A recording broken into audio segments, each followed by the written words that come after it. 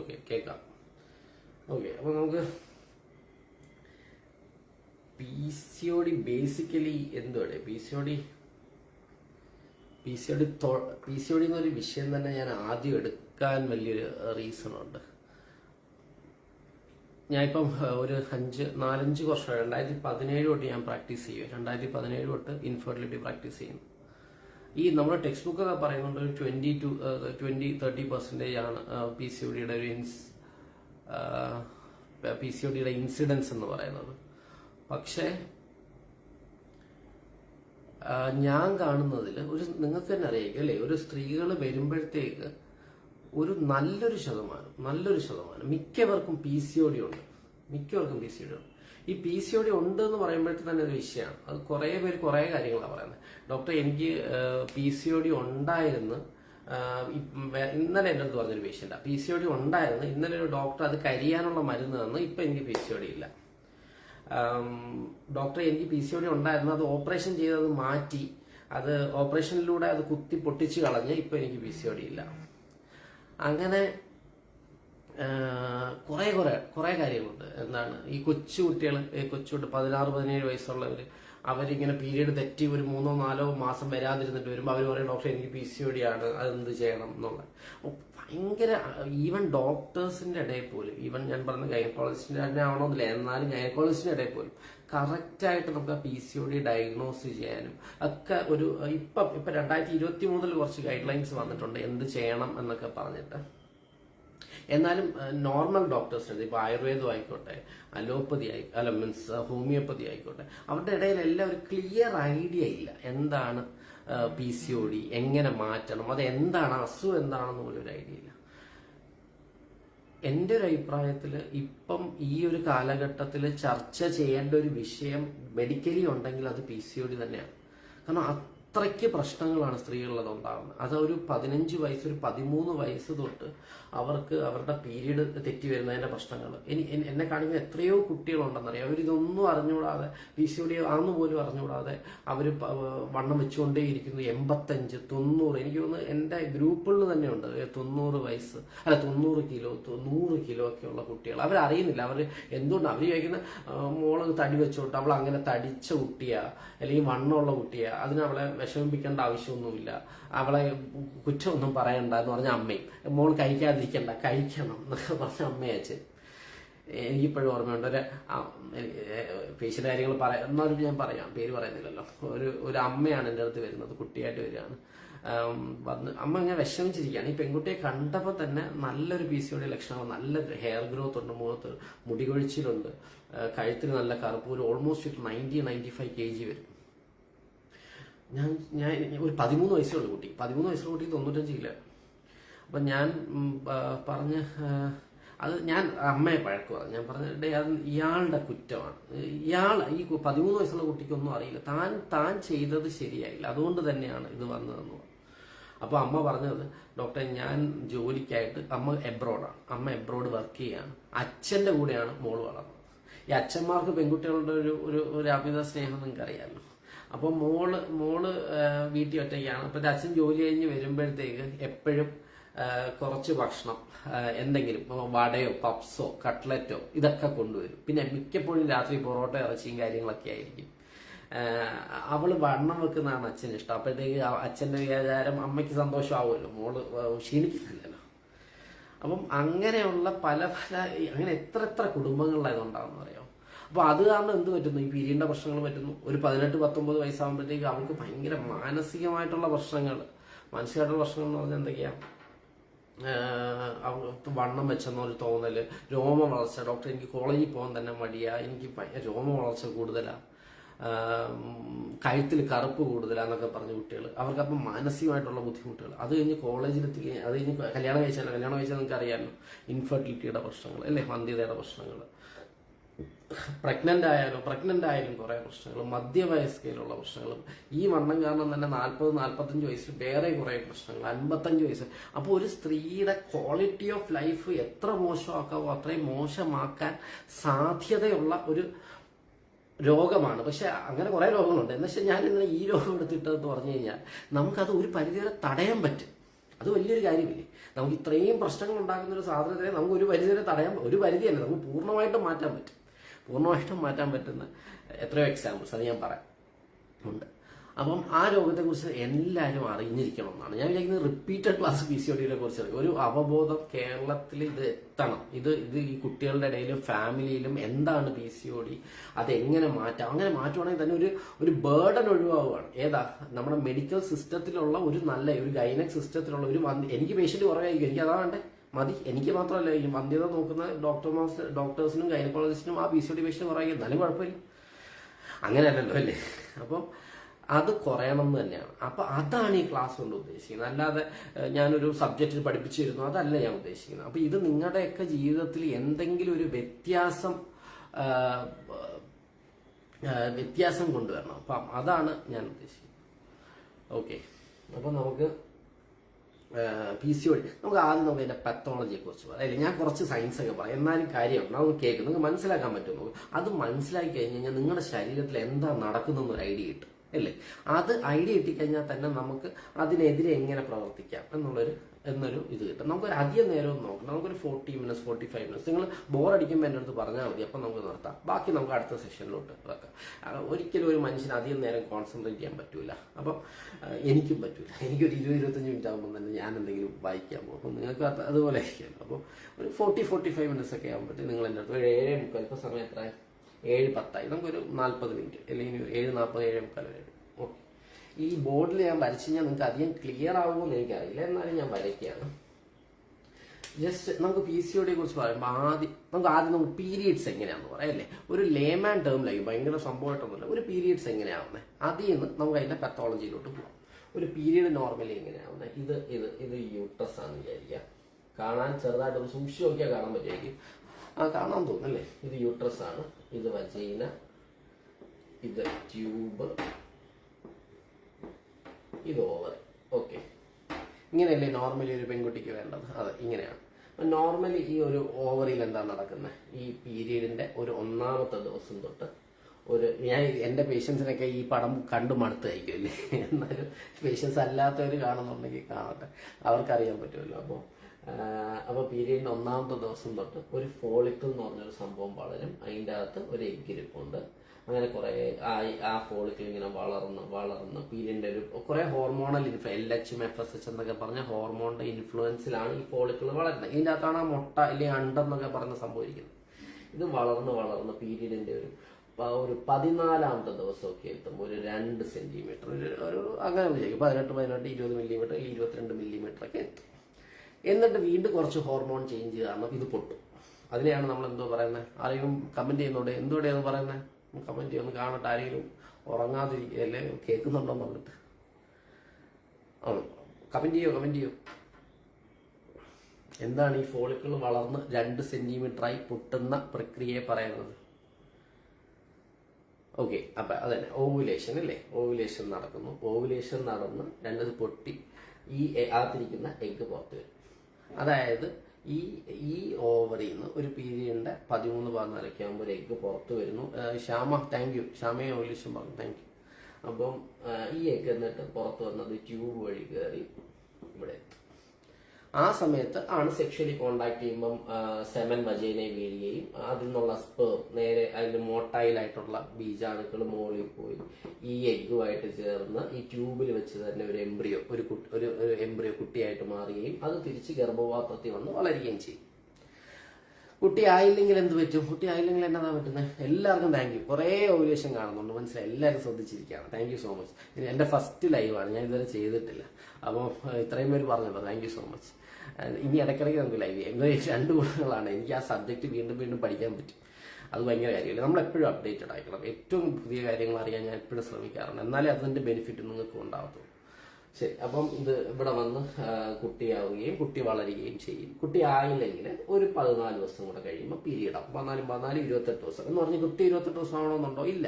നമ്മൾ പറയുന്ന ഒരു 21-നും 35-നും ദിവസത്തിൽ, അല്ലെങ്കിൽ 24-നും 35 ദിവസത്തിന്റെ ഇടയിൽ വന്നാൽ മതി എന്നാണ് പറയുന്നത്. ഓക്കെ, അപ്പം അങ്ങനെ നമ്മൾ ഈ ഓവുലേഷൻ നടക്കുന്നു. ഇതിനെയാണ് മെൻസ്ട്രൽ സൈക്കിൾ എന്ന് പറയുന്നത്. ഇത് നിങ്ങളുടെ മനസ്സിൽ വെച്ചേക്കണം. ഇത് വെച്ചിട്ടായിരിക്കും നമ്മൾ ഇത് പ്രോഗ്രസ് ചെയ്യാൻ പോകുന്നത്.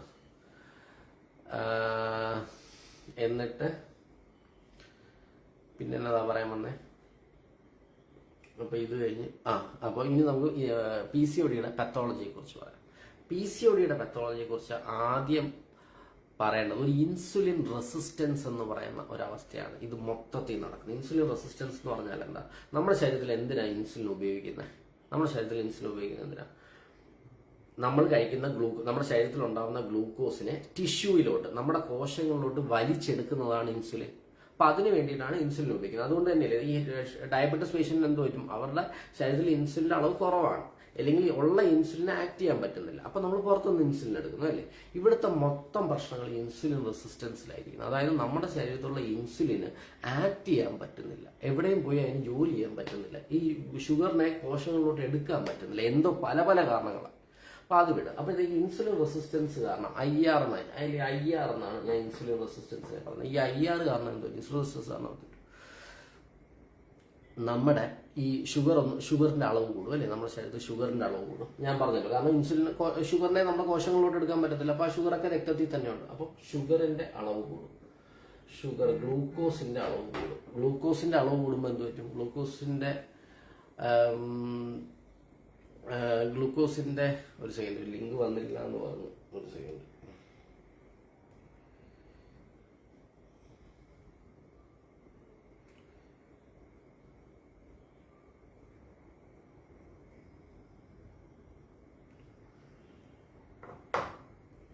ശരി. അപ്പം ഗ്ലൂക്കോസിന്റെ അളവ് കൂടും. അപ്പൊ ഗ്ലൂക്കോസിന്റെ അളവ് കൂടുമ്പോൾ എന്ത് പറ്റും? നമ്മുടെ ശരീരത്തിൽ എന്തൊക്കെ ഉണ്ടാവാം? അതുകൊണ്ടാണ് ഞാൻ ഇവർക്കെല്ലാം ഷുഗർ ടെസ്റ്റ് ചെയ്ത് നോക്കുന്നത് അല്ലേ? അപ്പം നമുക്ക് PCOD ആയിട്ട് വരുന്ന ഷുഗർ ടെസ്റ്റ് ചെയ്യാറുണ്ട്. FPC ഏറ്റവും കറക്റ്റ് ടെസ്റ്റ് ചെയ്യുന്നതെന്ന് പറഞ്ഞാൽ 75 ഗ്രാം ഗ്ലൂക്കോസ് കുടിച്ച് ടെസ്റ്റ് ചെയ്യണമെന്ന്. പക്ഷെ അത് ഞാൻ ടെസ്റ്റ് ചെയ്യാത്തത്, അത് കുടിക്കുന്നതിന്റെ ഒരു ബുദ്ധിമുട്ടൊക്കെ പറഞ്ഞാണ് ഞാൻ അത് ടെസ്റ്റ് ചെയ്യാത്തത്. പക്ഷെ ഏറ്റവും നല്ലത് നമ്മൾ 75 ഗ്രാം ഗ്ലൂക്കോസ് കുടിച്ച് 2 മണിക്കൂറിന് ശേഷമുള്ള ഷുഗർ ടെസ്റ്റ് ചെയ്ത് നോക്കുന്നതാണ്.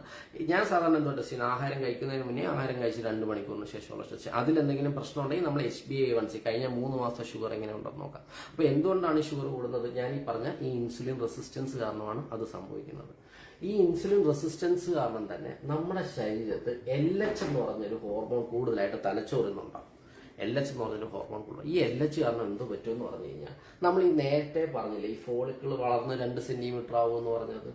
പക്ഷെ ഈ ഓവറിയിൽ ഈ ഫോളിക്കിളിന് വളരാൻ പറ്റത്തില്ല. ഫോളിക്കിൾ വളരാതെ തന്നെ ഇങ്ങനെ നിൽക്കും. ഈ LH കൂടിയത് കാരണം കുറെ ഫോളിക്കിള് വളരാതെ ഇങ്ങനെ നിൽക്കും. അപ്പൊ ഇങ്ങനെ വളരാതെ നിൽക്കുന്ന ഒരു ഓവറിയിൽ നമ്മൾ നേരത്തെ പറഞ്ഞ ഈ ഓവുലേഷൻ എന്ന് പറഞ്ഞ പ്രക്രിയ നടക്കത്തില്ല അല്ലേ? ഓവുലേഷൻ നടക്കത്തില്ല. ഓവുലേഷൻ നടക്കാതെ നമുക്ക് കുട്ടിയാവൂ? ഇല്ല. ഓവുലേഷൻ നടക്കാതെ പീരീഡ് കറക്റ്റായിട്ട് വരുമോ? ഇല്ല. അപ്പൊ ഈ LH കൂടുന്നത് മൂലം ഈ ഫോളിക്കിളൊന്നും വളരുന്നില്ല, എല്ലാം ഇങ്ങനെ തന്നെ നിൽക്കുന്നത്. അത് കാരണം നമുക്ക് കുട്ടി ഉണ്ടാവാൻ ബുദ്ധിമുട്ട്, പീരീഡ് തെറ്റി വരിക. ഈ ഷുഗർ കൂടുന്ന കാരണം നമുക്ക് വേറെ എന്താ, ഞാൻ പറഞ്ഞ ഷുഗർ ഉണ്ടാവും, അല്ലാതെ അമിത വണ്ണം ഉണ്ടാവില്ലേ? വണ്ണം കൂടുമ്പോൾ എന്ത് പറ്റും? നമ്മുടെ കഴുത്തിലൊക്കെ കറുപ്പ് കൂടി വരുന്നത്. അതിനെന്താ പറഞ്ഞാൽ എക്കാന്തോസിസ് എന്ന് പറയാം, കഴുത്തിൽ കറുപ്പ് കൂടുന്നത്. ഇതിനൊപ്പം തന്നെ ആണുങ്ങളുടെ ഹോർമോൺ നമ്മുടെ ശരീരത്തിൽ കൂടുന്നു. ഈ ടെസ്റ്റോസ്റ്ററോണിന്റെ ഡെറിവേറ്റീവ്സ് ആയിട്ട് കുറച്ച് ഹോർമോൺ കൂടും. അപ്പൊ എന്ത് പറ്റും? ആ ഹോർമോൺ കൂടുമ്പോൾ അതെല്ലാം ഇവിടുത്തെ കോശങ്ങളാണ് ഉണ്ടാക്കുന്നത്, ഈ ആണുങ്ങളുടെ ഹോർമോൺ. അത് ഉണ്ടാകുമ്പോൾ എന്ത് പറ്റും? ചെറുതായിട്ട് രോമ വളർച്ച വരുന്നു, ചെറിയ താടി, ചെറിയ മുടി ഒഴിച്ചിൽ അല്ലേ? നമ്മുടെ ആണുങ്ങളുടെ അല്ല, ഫീമെയിൽ പാറ്റേൺ. ഇവിടുന്നൊക്കെ തലയുടെ മുകളിൽ നിന്നൊക്കെ മുടി കൊഴിയുക, രോമ വളർച്ച, മുഖക്കുരു, ഇതൊക്കെ വരിക. അപ്പം ഇതൊക്കെയാണ്. അപ്പൊ ഇതാണ് ബേസിക് പാത്തോളജി എന്ന് പറഞ്ഞത്. അപ്പം ഇൻസുലിൻ റെസിസ്റ്റൻസ് എന്ന് പറഞ്ഞാൽ ഇൻസുലിൻ കയറി ആക്ട് ചെയ്യാത്തതാണ് ഇവിടുത്തെ വലിയ വിഷയം. അപ്പൊ അത് കാരണം നമ്മൾ കുറച്ച് കാര്യങ്ങൾ പറഞ്ഞു. നമുക്കപ്പോൾ ഇതിനെ എങ്ങനെ ഡയഗ്നോസ് ചെയ്യാം? ഈ അസുഖത്തെ ഞാൻ നേരത്തെ പറഞ്ഞു, ആദ്യം ക്ലാസ് തുടങ്ങിയപ്പോൾ പറഞ്ഞ കാര്യങ്ങൾ. ഈ അസുഖം ഉണ്ടോ ഇല്ലയോ? എനിക്ക് അസുഖം ഉണ്ടോ ഇല്ലയോ എന്നറിയണ്ടേ? സ്കാനിൽ PCOD ഉണ്ട് ഡോക്ടർ, പക്ഷെ എനിക്ക് വേറെ പ്രശ്നങ്ങളൊന്നുമില്ല. എനിക്ക് അസുഖം ഉണ്ടോ? എനിക്ക് സ്കാനിങ്ങിൽ PCOD ഇല്ല, പക്ഷെ പീരീഡ് തെറ്റി വരിക. എനിക്ക് അസുഖം ഉണ്ടോ ഇല്ലയോ? അപ്പൊ ഈ അസുഖം ഉണ്ടോ ഇല്ലയോ എന്ന് എങ്ങനെ അറിയാം? അപ്പൊ അതാണ് ഞാൻ ഏറ്റവും. അപ്പൊ നിനക്ക് ഇത് കേൾക്കുന്ന ഒരാൾക്ക് ഈ അസുഖം ഉണ്ടോ ഇല്ലയോ, അല്ലെങ്കിൽ നിങ്ങളുടെ മകൾക്കോ മരുമകൾക്കോ ഈ അസുഖം ഉണ്ടോ ഇല്ലയോ, അത് നമുക്ക് പറയാം. നമുക്കൊന്ന് റബ്ബ് ചെയ്തിട്ട് നിങ്ങൾ ആ പടം ഒന്ന് ഓർത്ത് വെച്ചോണേ. കാരണം മൊത്തത്തിൽ അത് ആ പടത്തിലാണ് മൊത്തം ഇരിക്കുന്നത്. ഓക്കെ. അപ്പം എന്നാ പറയാൻ വന്നേ? ആ ശരി, അസുഖമുണ്ടല്ലോ. അപ്പം 3 ക്രൈറ്റീരിയ ആണ് ഇതിനുള്ളത്. 3 ക്രൈറ്റീരിയ. അതിലെ ഒന്നാമത്തെ ക്രൈറ്റീരിയ നമുക്ക് ആദ്യം പറയാം. ഒന്നാമത്തെ ക്രൈറ്റീരിയ എന്ന് പറഞ്ഞു കഴിഞ്ഞാൽ, ഈ ക്രൈറ്റീരിയ 3-ൽ 2 എങ്കിലും ഉണ്ടെങ്കിൽ അയാൾക്ക് PCOD ഉണ്ടെന്നാണ്. അപ്പം ആദ്യത്തെ ക്രൈറ്റീരിയ എന്ന് പറയുന്നത് അയാൾക്ക് പീരീഡ്സിന്റെ പ്രശ്നങ്ങളുണ്ട്. ആൻഡ് ഓവുലേഷനുള്ള പ്രശ്നങ്ങൾ, ഡിസ്ഫങ്ഷൻ എന്നാണ്. ഓവുലേഷനുള്ള പ്രശ്നങ്ങൾ. എൻ്റെ ഹാൻഡ് റൈറ്റിംഗ് ഒന്നും നോക്കണ്ട, എനിക്ക് തന്നെ വായിക്കാൻ പറ്റാറില്ല. പീരീഡ്സിന് പ്രശ്നങ്ങളുണ്ടോ, അതായത് ഓവുലേഷൻ നടക്കാതിരിക്കുകയാണെങ്കിൽ, അതാണ് ഒന്നാമത്തെ പ്രശ്നം. അപ്പോൾ ഈ ഓവുലേഷൻ നടക്കുന്നുണ്ടോ ഇല്ലയോ എന്നുള്ളത് നമുക്ക് എങ്ങനെ അറിയാം? നമുക്കൊരു ഒരു ഈ 13ാമത്തെ വയസ്സിൽ പീരീഡായ ഒരു കുട്ടി എൻ്റെ അടുത്ത് വരുന്നു. 13 വയസ്സിൽ പീരീഡായി 3 മാസം കഴിഞ്ഞിട്ട് എൻ്റെ അടുത്ത് വരുന്നത്. ഡോക്ടറെ അവൾക്ക് മെയിൽ ആയി, പക്ഷെ പിന്നെ ഇതുവരെ ആയില്ല. അത് നമ്മൾ കണക്കാക്കേണ്ടതുണ്ടോ? അത് കണക്കാക്കേണ്ട ആവശ്യമില്ല. നമ്മുടെ തലച്ചോറിന്ന് അണ്ടാശയത്തിൽ നിന്ന് യൂട്രസ് എന്ന് പറയുന്ന ഒരു ആക്സിസ് ഉണ്ട്. ഇതൊന്ന് ശരിയായി വരാൻ 2-3 വർഷം എടുക്കും. അപ്പൊ ആദ്യത്തെ വർഷം പീരീഡ് ഇച്ചിരി തെറ്റി വന്നാലൊന്നും നമ്മൾ കണക്കാക്കേണ്ട ആവശ്യമില്ല.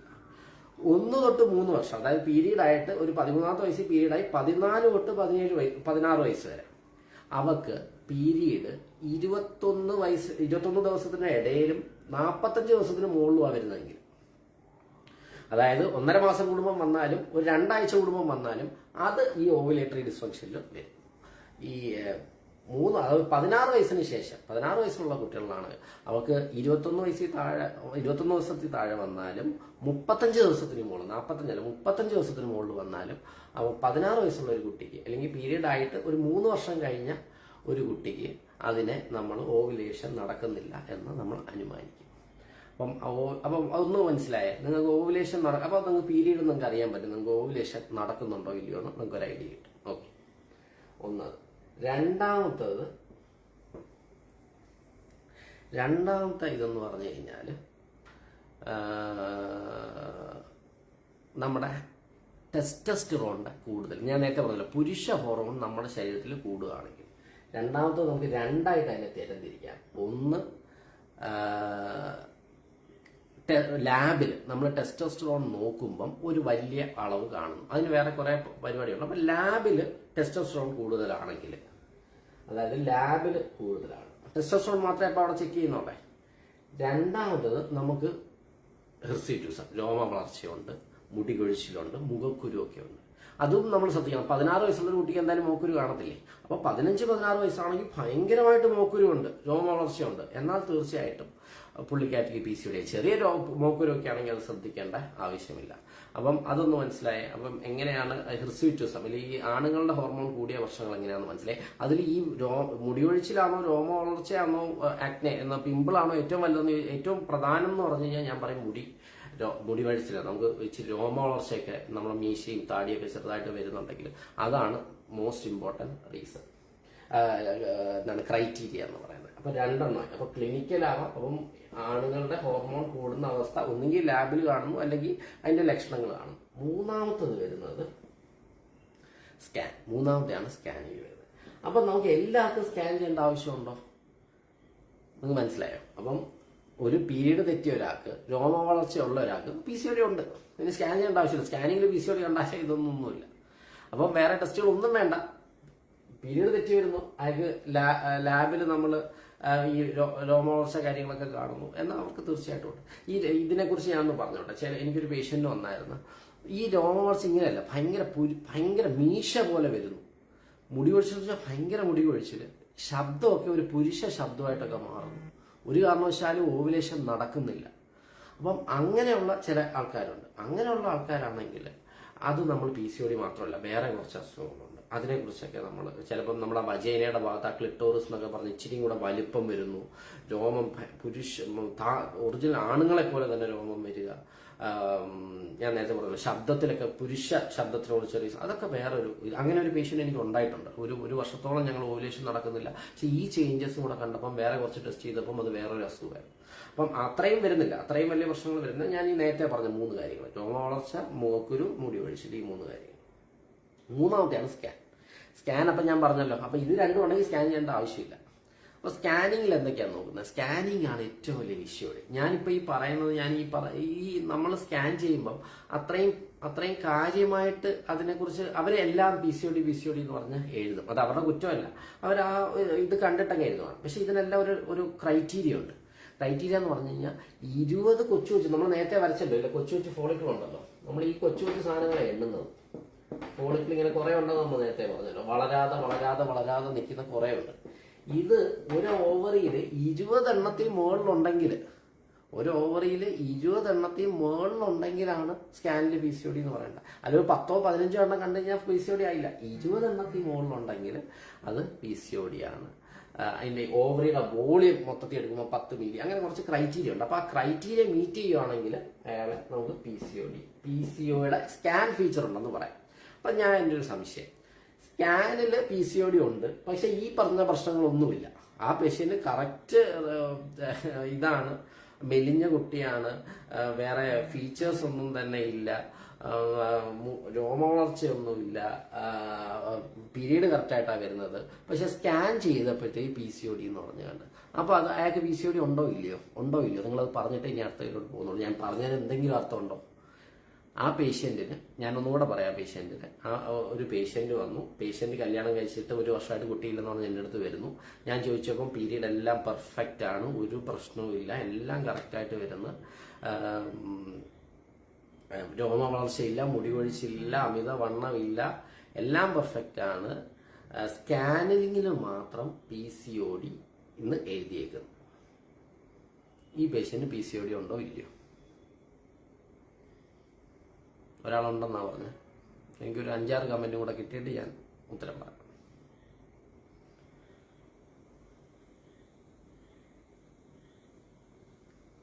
കമന്റ് വരട്ടെ. ഒരു കമന്റേ വന്നോളൂ. ഒന്നുകൂടെ ഞാൻ പറയണോ സിനാരിയോ? ഉണ്ടെന്നാണ് വന്നേക്കുന്നത്. ഉണ്ട് എന്നാണ് പറഞ്ഞേക്കുന്നത്. ഉണ്ട് എല്ലാവരും ഉണ്ട് പറയും കേട്ടോ. ഉണ്ട്. ഞാൻ എല്ലാവരുടെയും തലയ്ക്ക് ഐഡിയ തരും.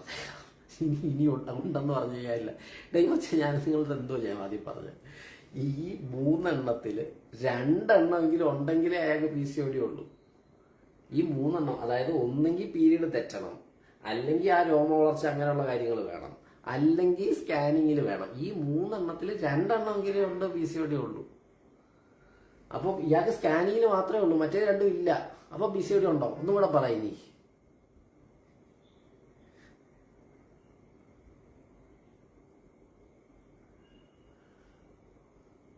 ഇപ്പൊ ഇല്ലകൾ വരുന്നുണ്ട് കേട്ടോ, എന്നാലും ഉണ്ടെന്നാണല്ലോ ശരി വരുന്നത്. ഇല്ല വരുന്നുണ്ട്.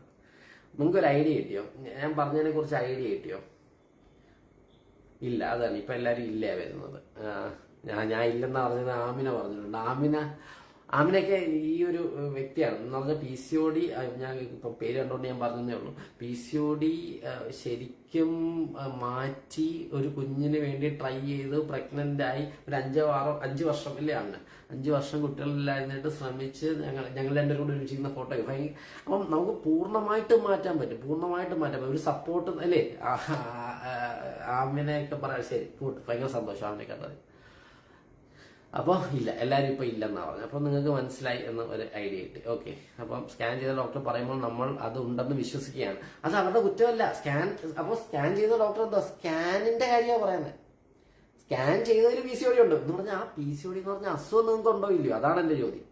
നമ്മളിപ്പം നിങ്ങൾക്ക് ഉണ്ടെന്ന് കാണിക്കുന്നത് എന്താ ഡോക്ടർ? ഞാൻ പറഞ്ഞു സ്കാനിങ്ങിൽ ഉണ്ടെന്ന് കാണിക്കാം. ചിലപ്പോൾ ഇങ്ങനെ ഫോളിക്കിള് ഇങ്ങനെ ചില കുട്ടികൾക്ക് PCOD ഇല്ലാതെയും വരാം, ഇങ്ങനെ നിൽക്കുന്ന കണക്ക് വരാം. പക്ഷെ അവർക്ക് കറക്റ്റായിട്ട് ഓവുലേഷൻ നടക്കുന്നുണ്ടായിരിക്കും, അവർക്ക് കറക്റ്റ് പീരീഡ് വരുന്നുണ്ടായിരിക്കും, അവർക്ക് കറക്റ്റ് വേറെ രോമവളർച്ച ഒന്നുമില്ല. സ്കാനിങ്ങിൽ മാത്രം PCOD ഉണ്ട്. അതിനെന്താ? ബാക്കിയെല്ലാ കാര്യങ്ങളും നടക്കുന്നില്ലേ?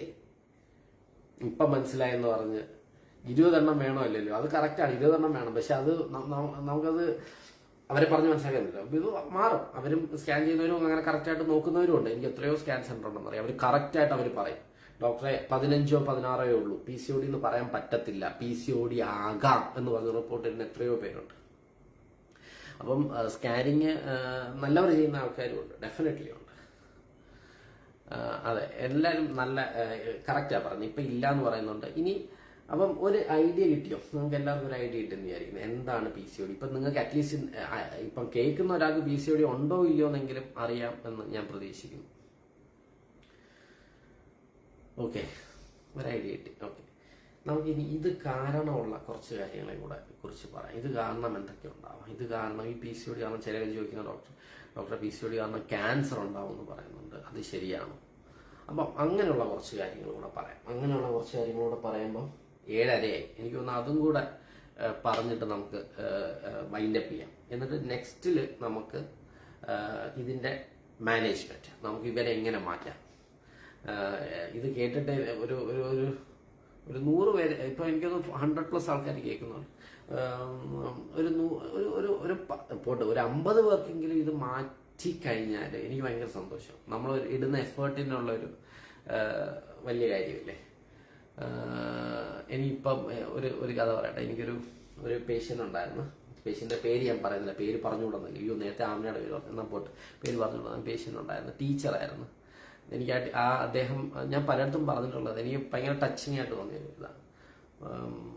അദ്ദേഹം ഏകദേശം എൻ്റെ അടുത്ത് വരുന്ന 6 മാസത്തോളം ബ്ലീഡിങ് തെറ്റി വരുന്നു എന്ന് പറഞ്ഞാൽ, ഒരു കുട്ടിയുണ്ട് 6 മാസത്തോളം ബ്ലീഡിങ് തെറ്റി വരുന്നു എന്ന് പറഞ്ഞിട്ടാണ്. ടീച്ചറാണ്. വെയിറ്റ് നോക്കിയപ്പോൾ എൻ്റെ ഓർമ്മ ശരിയാണെങ്കിൽ 102 kg ആണ് അദ്ദേഹത്തിനുണ്ടായിരുന്നത്. 102 കിലോ ഉണ്ടായിരുന്നു. PCOD ആയിരുന്നു, സിവിയർ PCOD, എല്ലാ ഫീച്ചേഴ്സും ഉണ്ട്. എന്നിട്ട് നമ്മൾ ഇതിനെക്കുറിച്ച് ഞാൻ പറഞ്ഞ് മനസ്സിലാക്കി, എക്സസൈസിൻ്റെ ഡയറ്റിൻ്റെ കാര്യങ്ങളൊക്കെ പറഞ്ഞു കൊടുത്ത്, അയാൾ പറഞ്ഞു ശരി ഞാൻ ചെയ്യും ഡോക്ടറെ എന്നൊക്കെ പറഞ്ഞ് അദ്ദേഹം പോയി ഒരു ജിമ്മിൽ ജോയിൻ ചെയ്തു. എന്തായാലും ആ ജിം മാസ്റ്ററിനെ ഞാൻ ആദ്യം തന്നെ താങ്ക് യു പറയട്ടെ. ഒരു കൊല്ലത്ത് തന്നെ ഒരു ഭരണിക്കാവ് എന്ന് പറഞ്ഞ സ്ഥലത്ത് ഒരു ജിം മാസ്റ്ററായിരുന്നു. അദ്ദേഹം വളരെ കറക്റ്റ് ഡയറ്റും എക്സസൈസും ചെയ്തിട്ട് ആ കുട്ടിയെ കൊണ്ട് എനിക്കൊന്ന് 3, 4, 5 മാസം 3, 4 മാസം അത്രയും പെട്ടെന്ന് കുറയ്ക്കാമെന്ന് ചോദിച്ചു കഴിഞ്ഞാൽ കുറച്ചു. ആ കുട്ടി 30 കിലോ കുറച്ചു.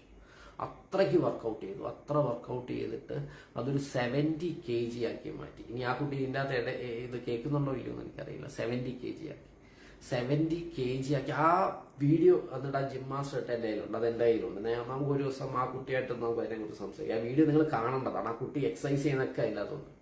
70 kg ആക്കിയിട്ട് ആ കുട്ടി കൺസീവ് ചെയ്തിട്ട് ഇപ്പം എനിക്കൊന്ന് 7 മാസം പ്രഗ്നൻ്റ് ആണ്. 7 മാസം പ്രഗ്നൻ്റ് ആണ്. അപ്പം ഇതിൽ കൂടുതൽ എന്തോ തെളിവ് വേണ്ടേ? പീരീഡ് നിൽക്കാതെ 6 മാസം തുടർച്ചയായിട്ട് നിൽക്കാതെ ഒരാളിനെ തൻ്റെ ആ വിൽ പവർ കൊണ്ട് അത് പൂർണ്ണമായിട്ട് മാറ്റുകയും പ്രഗ്നൻ്റ് ആവുകയും ഇപ്പോൾ വളരെ ഹെൽത്തി ആയിട്ടിരിക്കുന്നു എന്നൊക്കെ പറഞ്ഞു കഴിഞ്ഞാൽ നമുക്ക് പൂർണ്ണമായിട്ടും ഈ അസുഖത്തെ മാറ്റാൻ പറ്റുന്നില്ലേ? നമ്മളൊന്ന് വിചാരിച്ചു കഴിഞ്ഞാൽ പൂർണ്ണമായിട്ടും മാറ്റാം. അപ്പോൾ അതെങ്ങനെ മാറ്റാം എന്നുള്ളത് നമുക്ക് നെക്സ്റ്റ് ഇതിൽ സംസാരിക്കാം. ഇപ്പം ഞാൻ നേരത്തെ പറഞ്ഞ കുറച്ച് കാര്യങ്ങൾ. ഒന്ന്, ഞാൻ ആ ഷുഗറിൻ്റെ കാര്യം ഒരു സംശയം ചോദിച്ചു. ഒന്ന് നോക്കിയുള്ള സംശയം, പീരീഡ് കറക്റ്റ് ആണ് പക്ഷെ അവർക്ക് ബ്ലഡ് ഇല്ല, അത് PCOD ആവും. അത് ഞാൻ ഈ പറഞ്ഞ ക്രൈറ്റീരിയയിൽ വരുന്നുണ്ടോ? നിങ്ങളൊന്ന് നോക്ക്. പീരീഡ് കറക്റ്റ് ആണ്, ജസ്റ്റ് ഇച്ചിരി ബ്ലീഡിങ് കുറവാന്നേ ഉള്ളൂ, അല്ലെങ്കിൽ 1-2 ദിവസം ബ്ലീഡിങ് കുറവാന്നേ ഉള്ളൂ, അതൊരു വിഷയമാണോ? ഞാൻ ഈ പറഞ്ഞതിൽ വരുന്നുണ്ടോ? ഇല്ല. അപ്പം പ്രശ്നമില്ല. ഇത് കുറേ പേരെൻ്റെ അടുത്ത് വരുന്നത് ഡോക്ടർ അവർക്ക് ഒട്ടും പോകുന്നില്ല, കുറച്ചേ പോകുന്നുള്ളൂ. പക്ഷെ ബാക്കിയുള്ള കാര്യങ്ങളും കൂടെ നോക്കണം. സ്കാനിങ്ങിൽ PCOD ഉണ്ട്, രോമ വളർച്ച ഉണ്ടെങ്കിലും അതും PCOD-യാണ്. പീരീഡ് കറക്റ്റാണെങ്കിലും PCOD-യാണ്. മനസ്സിലായി? പീരീഡ് കറക്റ്റാണ് അവർക്ക്, പക്ഷേ സ്കാനിങ്ങിൽ PCOD ഉണ്ട്, രോമ വളർച്ചയുണ്ട്, മുടി ഒഴിച്ചിലുമുണ്ട്. അപ്പോൾ അവള് PCOD ക്രൈറ്റീരിയയിൽ വന്നു. അപ്പം അത് നോക്കണം നിങ്ങൾ.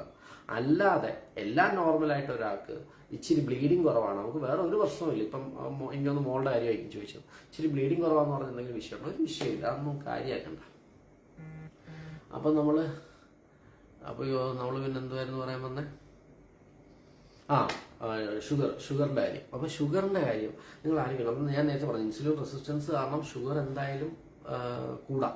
അപ്പം ഒന്ന് PCOD-ക്കാരെല്ലാവരും ഏറ്റവും നല്ലത് 75 ഗ്രാം ഗ്ലൂക്കോസ് കഴിച്ച് 2 മണിക്കൂറിന് ശേഷമുള്ള ഷുഗർ. അത് പറ്റുന്നില്ലെങ്കിൽ ആഹാരം കഴിക്കുന്നതിന് മുന്നേ ഉള്ള ഷുഗർ, ആഹാരം കഴിച്ച് 2 മണിക്കൂറിന് ശേഷമുള്ള ഷുഗർ ഒന്ന് ടെസ്റ്റ് ചെയ്തേക്കുക.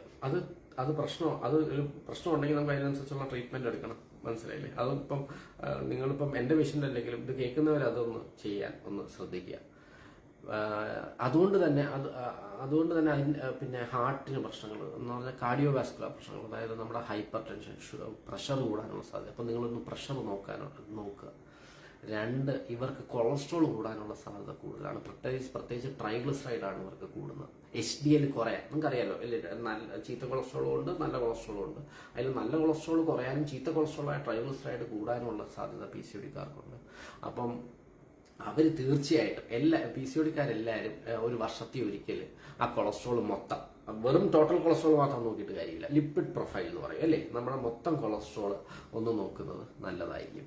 അവർക്ക് ഭാവിയിൽ കൊളസ്ട്രോൾ ഉണ്ടാവാനുള്ള സാധ്യത ഹൃദയ സംബന്ധമായി, സാധാരണ നമ്മൾ സ്ത്രീകൾക്ക് ഒരു 45 വയസ്സ് വരെ ഹാർട്ട് പ്രശ്നങ്ങളൊക്കെ ഉണ്ടാകുന്ന കുറവാണ്, പക്ഷേ ഹാർട്ട് പ്രശ്നങ്ങളൊക്കെ ഉണ്ടാവാൻ സാധ്യതയുണ്ട് എന്ന് പറഞ്ഞ് ഇത് PCODക്കാരൊക്കെ എൻ്റെ ദൈവമേ എനിക്ക് എൻ്റെ കാര്യം പോയെന്ന് വിചാരിക്കരുത്. നമുക്കത് മാറ്റാം, പൂർണ്ണമായിട്ടും മാറ്റാൻ പറ്റും. പക്ഷെ ഉള്ളവർ ഈ കാര്യങ്ങൾ ശ്രദ്ധിക്കണം. എല്ലാവർക്കും നമുക്കിത് മാറ്റാൻ പറ്റും.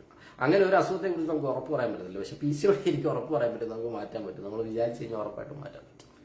ശരി, അപ്പം ഹാർട്ടിന്റെ കാര്യങ്ങൾ നമ്മൾ പറഞ്ഞു. പിന്നെ ക്യാൻസർ ഭയങ്കര ഹൈ റിസ്ക് ആണ് PCOD, അങ്ങനെയൊന്നുമില്ല.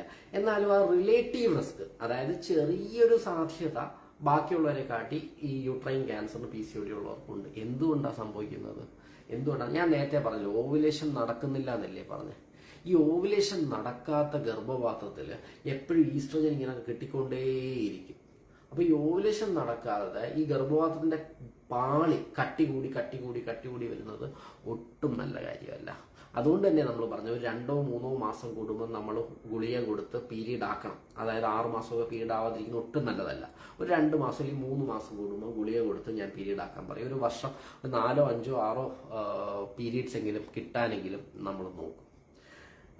അപ്പം അതിലൊരു ക്യാച്ച് ഉണ്ട്. അപ്പം നമ്മൾ PCOD മാറ്റി എല്ലാ മാസവും ഓവുലേഷൻ നടന്നു കഴിഞ്ഞാൽ ക്യാൻസറിനുള്ള റിസ്ക് കൂടുമോ? ഇല്ല, കൂടത്തില്ല അല്ലേ. അപ്പം അതും പേടിക്കണ്ട. അത് അസുഖം മാറുന്നതോടെ ആ റിസ്ക്കും കുറയുകയാണ്. അപ്പം എല്ലാ മാസവും നമ്മളിത് കറക്റ്റ് ചെയ്ത് ട്രീറ്റ് ചെയ്ത് ഇതിനെ കുറച്ച ശേഷം ഓവുലേഷൻ നടന്നു കഴിയുമ്പോഴത്തേക്ക് ഈ പറഞ്ഞ റിസ്കുകളെല്ലാം, കാർഡിയോവാസ്കുലർ റിസ്ക് ആയി, ഹാർട്ടിന്റെ പ്രശ്നങ്ങളായിരിക്കും, ക്യാൻസർ ഉണ്ടാവാനുള്ള ചെറിയ റിസ്ക് ആയിക്കോട്ടെ, അല്ലെങ്കിൽ ഷുഗർ ഉണ്ടാവാനുള്ള റിസ്ക് ആയിക്കോട്ടെ, ഇതെല്ലാം കുറയും. അതിനൊപ്പം തന്നെ ഞാനത് ബുക്സിലൊന്നും കണ്ടില്ലെങ്കിൽ ഞാൻ പറയാം, ഇതിനൊപ്പം തന്നെ ഉണ്ടാകുന്ന ഒരു വിഷയം എന്താന്ന് പറഞ്ഞു കഴിഞ്ഞാൽ അങ്ങോട്ട് പോകുമ്പോൾ ഒരു 35-40 വയസ്സാകുമ്പോൾ ഇവരിതൊന്നും കറക്റ്റ് ചെയ്യൂല. ഇവരങ്ങ് വണ്ണം വെച്ചുകൊണ്ടേയിരിക്കും. 40 വയസ്സാകുമ്പോൾ തന്നെ ഇവർക്ക് 90-100 കിലോ. അതുകൊണ്ട് തന്നെ ഇവർക്ക് തേയ്മാനം, മുട്ടിലുണ്ടാകുന്ന തേയ്മാനം, ഒരു 60 വയസ്സിൽ ഉണ്ടാവേണ്ട തേയ്മാനം ഒരു 40 വയസ്സിലുണ്ടാവും. അപ്പൊ അതൊക്കെ നമ്മൾ വരുത്തി വെക്കുന്നത്, കുറേയൊക്കെ നമ്മൾ വരുത്തി വെക്കുന്നത്. ഇത് എന്തുകൊണ്ട്? ഇത് കുറെ നമ്മുടെ ഭക്ഷണം മാത്രമല്ല, നമ്മൾ കഴിക്കുന്ന ഭക്ഷണം മാത്രമല്ല, നമ്മൾ കുറച്ചൊരു ജീനും ഒക്കെ വരുന്നുണ്ട്. നമ്മുടെ ഹെറിഡിറ്ററി, നമ്മുടെ അച്ഛനോ അങ്ങനെ എന്തെങ്കിലുമൊക്കെ അല്ലെങ്കിൽ അമ്മയ്ക്ക് ഒക്കെ ഉണ്ടെങ്കിൽ, വണ്ണം ഉണ്ടെങ്കിൽ മക്കൾക്ക് ഇതുണ്ടാവാനുള്ള, അല്ലെങ്കിൽ പ്രഷർ ഉണ്ടെങ്കിൽ, ഷുഗർ ഉണ്ടെങ്കിൽ, മെറ്റബോളിക് സിൻഡ്രോം എന്ന് പറഞ്ഞാൽ അത് നമ്മുടെ ഒരു മെസ്സേജ് അത് നോക്കിക്കോട്ടെ. എനിക്ക് 50 kg ഉണ്ടായിരുന്നു, ഡോക്ടർ കൺസൾട്ട് ചെയ്ത് ജനുവരിയാണ്, ഇപ്പൊ 44 kg. ഞാൻ വെയിറ്റ് കുറച്ചു, ഓവുലേഷൻ എല്ലാം കറക്റ്റായി. ബട്ട് കഴിഞ്ഞ month periods date 1 week late ആയ വന്നേ. അങ്ങനെ എന്താ ഡോക്ടർ ആയത്? അപ്പം ഞാൻ നേരത്തെ പറഞ്ഞത് തന്നെയാണ്, കണ്ടില്ലേ, വെയിറ്റ് കുറച്ചപ്പോഴത്തേക്ക് അവിടെ ഓവുലേഷൻ നടന്നു, ഓവുലേഷൻ കറക്റ്റായി നടക്കുന്നു.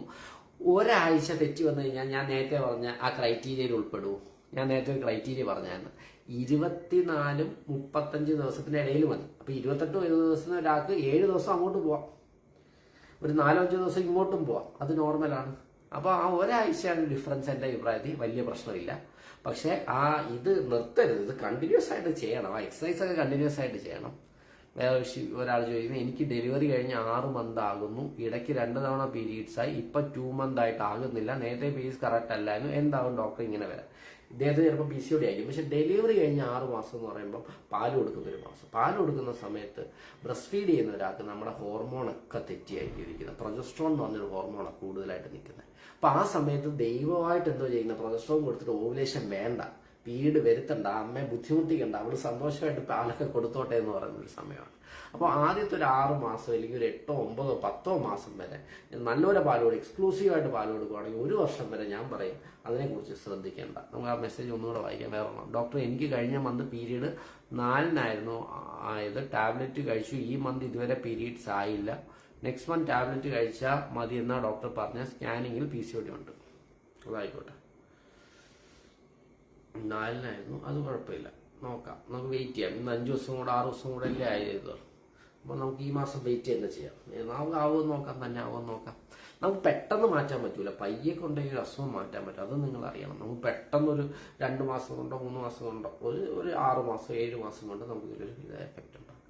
പിന്നെ ഒരു കാര്യം കൂടെ ഞാൻ പറഞ്ഞോട്ടെ, ഈ PCOD ഉള്ളവരുടെ ഫാമിലി മെമ്പേഴ്സ്, അതായത് പ്രത്യേകിച്ച് ആണുങ്ങൾ, അച്ഛൻ, ബ്രദർ, ഇവർക്കൊക്കെ എപ്പോഴും പ്രഷറോ അല്ലെങ്കിൽ കൊളസ്ട്രോളോ ഉണ്ടോ എന്നൊക്കെ ചെക്ക് ചെയ്യുന്നത് നല്ലതാണ്. അങ്ങനെ കുറച്ച് സ്റ്റഡീസ് ഉണ്ട്. അതായത് PCOD ഉള്ള ആ പെൺകുട്ടിയുടെ അച്ഛനോ ബ്രദറിനോ അമ്മയ്ക്കോ സിസ്റ്ററിനോ ഉണ്ടാവുന്നത് ഇതുവരെ തെളിഞ്ഞിട്ടില്ല. പക്ഷെ അച്ഛനും ബ്രദറിനും ഉണ്ടാവാം എന്ന് തെളിഞ്ഞിട്ടുണ്ട്. അതൊരു ടേക്ക് ഹോം മെസ്സേജ് ആയിട്ട് എടുത്തു. ഇപ്പോൾ PCOD ഉള്ളവർ അച്ഛന്മാരും സഹോദരന്മാരും ജസ്റ്റ് ഒന്ന് പോയി കൊളസ്ട്രോളും ഇതൊക്കെ ഒന്ന് പ്രഷറും ഒക്കെ ഒന്ന് ചെക്ക് ചെയ്തേക്കാം.